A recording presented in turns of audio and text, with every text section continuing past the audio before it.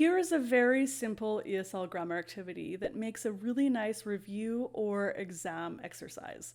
It's called mixed up sentences. So in this, just get some complete sentences that have the target grammar in them and then mix them up in terms of word order.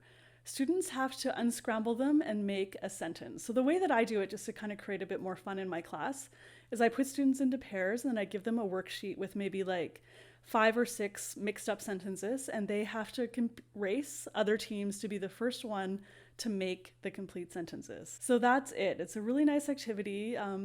Just for review, or if you want to like focus on things that are a little bit tricky in terms of grammar. Some things like conditionals, for example, have a lot of little words in them and you have to get the order correct. Okay, so that's it for mixed up sentences. Please be sure to check out my book, 101 ESL Activities for Kids.